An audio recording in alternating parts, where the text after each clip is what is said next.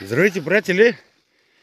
Ето вчера, където почна ми кладенеца, водата излезе на 13 метра, сега е някъде 18 метра. И както си копахме, и изведнъж излезе вода и се напълни кладенеца.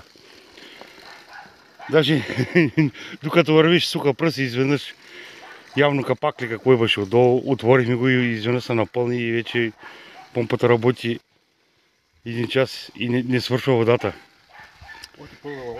Мехмеде, кажи нещо, бе. Доволен ли си? Много съм доволен, бате.